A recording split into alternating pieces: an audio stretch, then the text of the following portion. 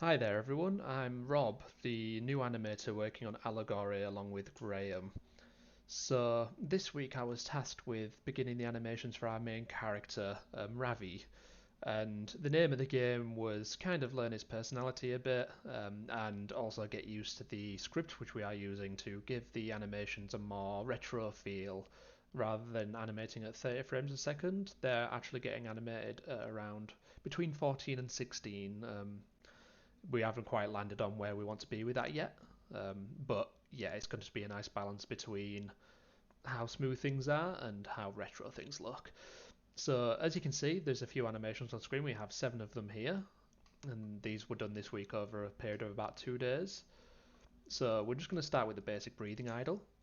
This is exactly as I said, it's a basic breathing idle. There's not much to it, and because of the angle of the game it's going to be played at, it's going to be more top down like this. The name of the game was Clear Posing, and nice clear animation to make sure it works from the kind of 3/4 top down angle. Next we have the death animation, so because it is a more stylized game, as you might be able to tell by the character shader, Graham asked if I could perhaps be a little more dramatic with the death, which you can see here. You know, this is very reminiscent of something more along the lines of Zelda or Mario, especially of the N64 era, where the death animations are a lot more exciting than just a realistic fall to the ground. Then next up, just imagine he has a potion in his hand at this point. We don't have the potion ready yet. But Ravi grabs a potion from behind him, chugs it down to get him some health, and then wipes it away from his mouth. The little wipe adds a bit of character, which is something that I kind of just added at the end. We are going to juggle with this because the big part of game animation is things need to be responsive, so perhaps this might be a little bit too long for players to have to keep sitting through, but that is something we'll be actively working on in the future. The next animation we have is the idle break, and as you might be able to tell by the name, this idle break is a break from the core idle. So rather than just stood there breathing over and over, you can start doing these little personality animations. So this one, Ravi's just having a bit of a look around his environment if there's no player input, and that'll break this idle loop down here up, so it's not just continuously going. The back left corner, we have the revive animation. So once you die, there is a chance you can get revived, be that with an item or with a life system. Once again, that is still being hammered out. But originally, he didn't have the spin, but from this camera angle, it wasn't apparent that Ravi was very limp. His legs were quite hidden. So Graham came up with the good idea of make it a bit more magical. We'll have his body actually get spun around, and you can see the drag of his legs, you can see the drag of his arm, and that really helps sell that at this point he's very limp, he's very dead, and then he snaps back to life, has a look around in a bit of confusion, and then he's ready to go for his next adventure.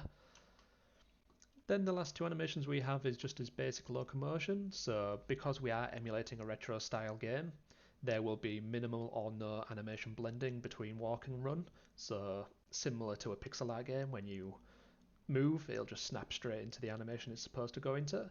So this run cycle I think looks really nice, especially at the lower frame rate. And it's a very clear silhouette.